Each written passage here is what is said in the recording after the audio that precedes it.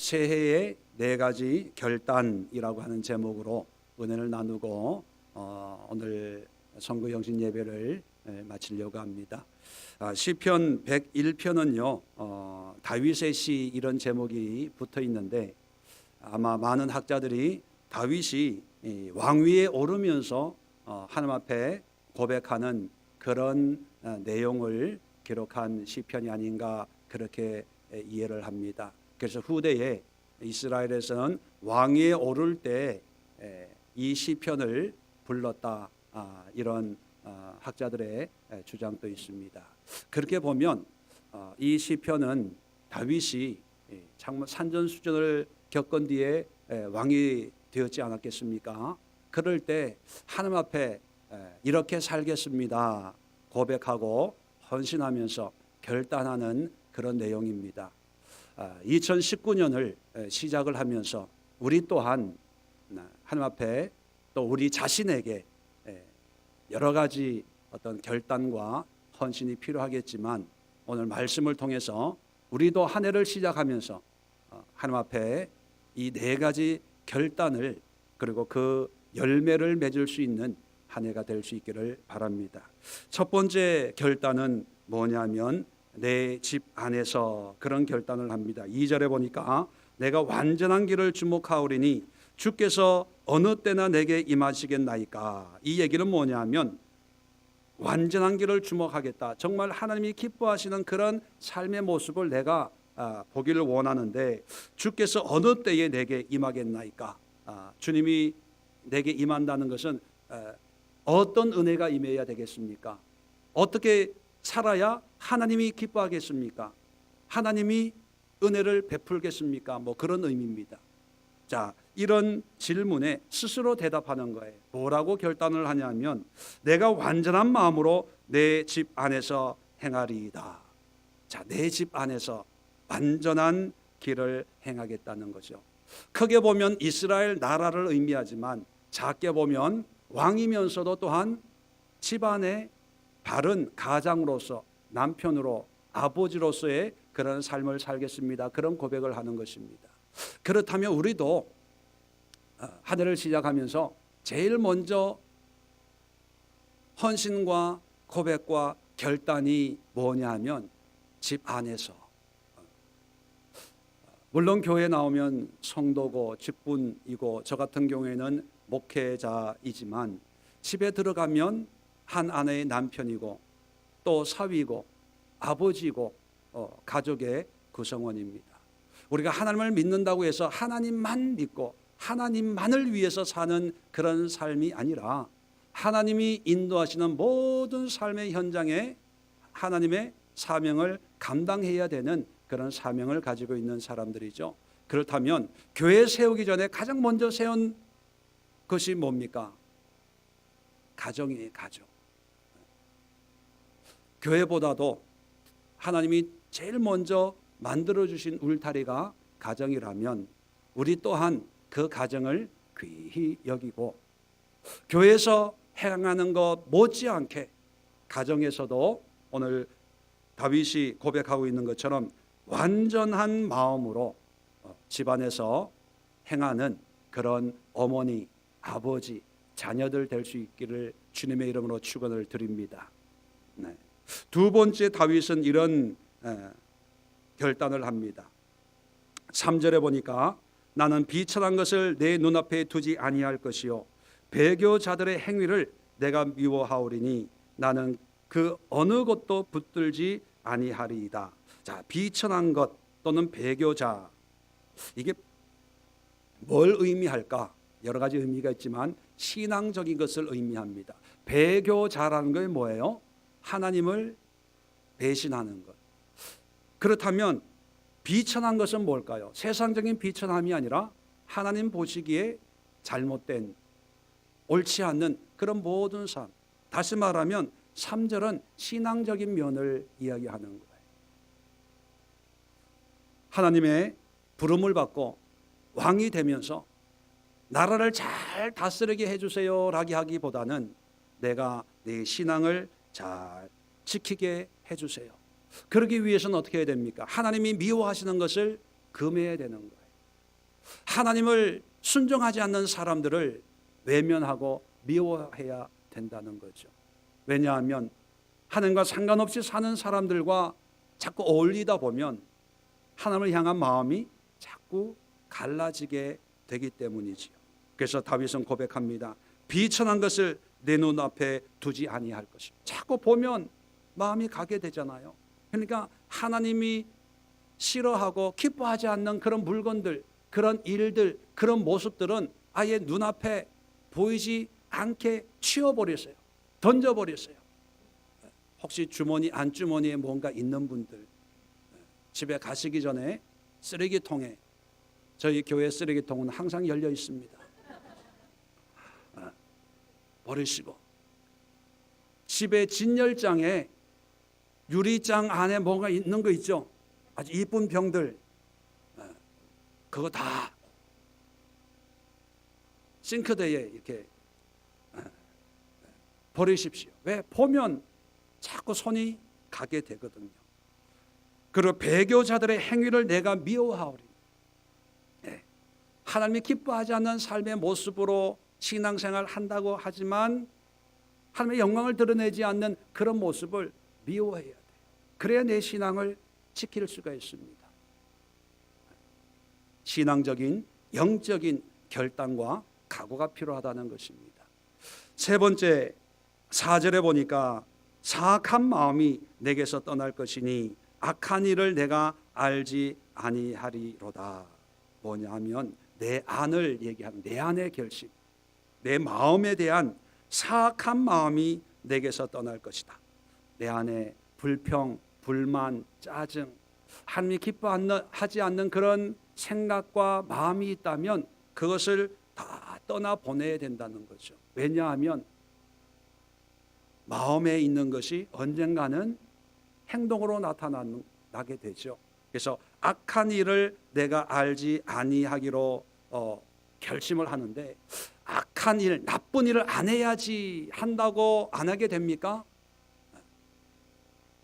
왜냐하면 마음이 이미 악한 곳에 가 있기 때문에 마음이 있으면 언젠가는 행위로 드러나게 돼요.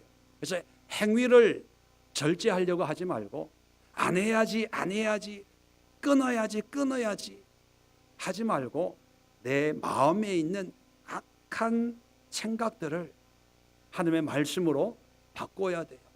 그 시간에 기도해야 되고 말씀 봐야 되고, 그 시간에 교회 와서 예배 시간이면, 예배가 있으면 그 시간에 교회 와서 기도하면 적어도 나쁜 짓은 하지 않잖아요. 적어도 나쁜 마음에 내 마음이 빼앗기지는 않을 거 아니겠습니까? 다윗은 왕이 되면서 마음의 결단을 하는 거예요. 악한 마음을 떠나고, 그래서 악한 일을 알지 아니하기로, 악한 일을 저지르지 않기로 결단을 하고 있다는 것입니다.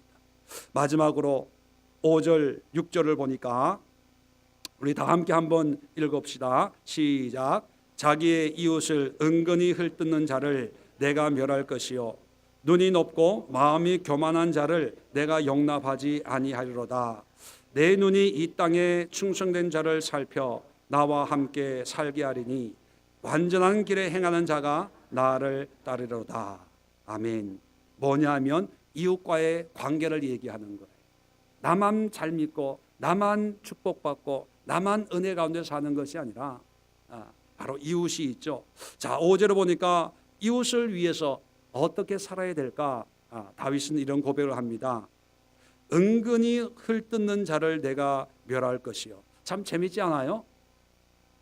그냥 헐뜯는 자가 아니라 어떻게 헐뜯어요? 은근히 슬쩍 디스하는 사람. 그런데 어떤 사람은요, 거기에 동참을 해요.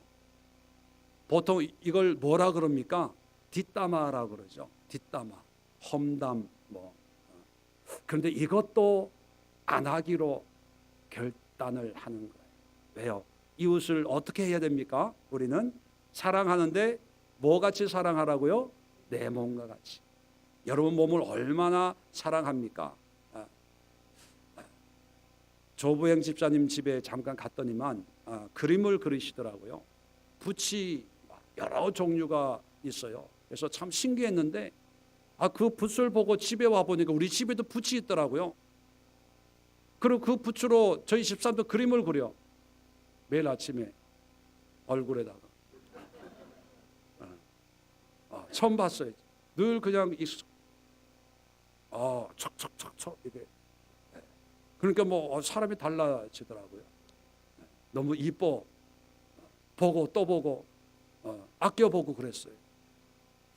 내 몸은 그렇게 아끼는데 한 다리 건너 있는 이웃에 대해서는 그냥 뭐 헐뜯고 대놓고 헐뜯는 것도 있지만 그냥 은근히 이렇게. 그런데 거기에 아무 경계심 없이 거기에 동참해서 그래? 이제 이거 하지 맙시다. 우리. 그죠? 좋은 모습을 칭찬해주고 저도 좀 그런 게 있어요. 이게 농담을 좋아하고 이렇게 즐기는 걸 좋아해서 괜히 그렇지는 않은데 괜히 이렇게 슬쩍 이렇게 그런 면이 없지 않아 있거든요. 고치려고 그래요. 그래서 칭찬을 해주려고 그래요. 그래서 너무 좋아요, 이뻐요. 또 좀 완벽한 사람은 없잖아요. 부족한 사람이 있으면 부족한 것은 우리는 어떻게 해야 됩니까? 그걸 가지고 기도해 드리는 거죠. 또 눈이 높고 마음이 교만한 자, 이건 뭐냐면 다른 사람을 아예 대놓고 업신여기는 아주 교만한 사람을 의미하는 거죠. 이런 사람을 내가 용납하지 아니하리라. 아예 절대로 이런 사람을 내가 만나지도 않고, 만약 그런 모습이 있다면 내가 아주 단호하게 야단을 치겠다. 그러면 안 된다고 얘기해야 되게 그런 결단을 하는 거예요. 이웃을 믿는 자든 안 믿는 자든 우리가 사랑해야 되고, 6절에는요. 내 눈이 이 땅에 충성된 자를 살펴. 이 땅에 충성된 자는 어떤 사람일까요? 여기서 충성이라고 하는 것은 신앙적으로 하나님을 잘 믿는 사람들을 의미합니다. 믿는 사람들이라는 거죠. 5절은 믿지 않는 그냥 일반적인 이웃이라면 6절은 믿음의 사람들, 그리스도인들을 향해서 얘기합니다. 그들을 살펴 나와 함께 살게 하리니 완전한 길에 행하는 자가 나를 따르리로다. 뭐냐 하면 믿음 생활 잘하는 사람들과 함께 산다는 것은요, 함께 교제한다는 의미입니다. 밥을 같이 먹고 잠을 같이 잔다는 의미가 아니라 함께 교제하고 친교하고 함께 어울리겠다. 또 완전한 길에 행하는 자가 나를 따른다는 것은요, 함께 같은 길을 간다, 같은 믿음 생활의 여정을 함께 한다, 그런 의미죠. 다시 말하면 이런 거예요. 혼자 신앙생활 하기는 참 힘듭니다.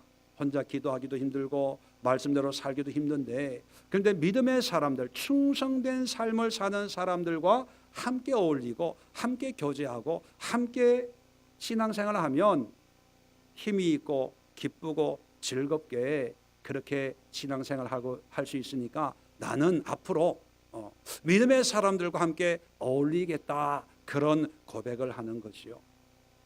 그렇다고 해서 믿지 않는 사람은 다 관계를 끊으라, 그런 의미가 아니라 그만큼 그들에게 신앙의 모범을 보여드리기 위해서는 내가 하나님의 은혜로 채워져야 되는데, 하나님의 은혜로 채워지기 위해서는 충성된 삶을 사는 사람들을 가까이 해야 된다는 거예요. 그리고 그런 사람들과 함께 하나님을 따를 때 나를 통해서 또 다른 사람들도 하나님을 알게 되고 전도 또 구원할 수 있는 그런 도구로 우리가 쓰임 받을 수 있다는 것입니다. 2019년 개인적으로 많은 계획들이 있을 것입니다. 그리고 연초에는 다 마음을 뭔가 한 가지씩은 결심을 하지 않습니까?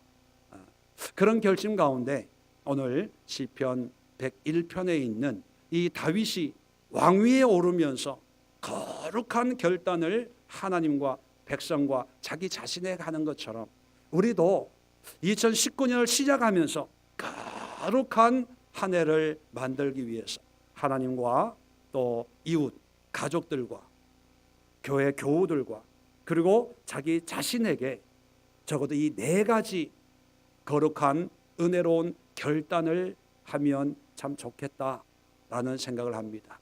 첫 번째 결단은 집안에서, 여러분 가정 안에서의 여러분의 모습을 위해서 결단하시고, 두 번째는 신앙 안에서, 믿음 안에서의 여러분의 모습에 대해서 결단하시고, 그리고 여러분 자신에 대해서 마음과 생각과 여러분의 뜻에 대해서 분명한 결단을 할 수 있기를 바라고, 마지막으로는 주변 이웃들에게, 회사 동료들에게, 친구들에게, 그리고 함께 신앙생활하는 믿음의 교우들을 향해서 나는 이렇게 2019년을 살아가야 되겠다, 이 시간 결단하는 은혜가 임하기를 주의 이름으로 축원을 드립니다.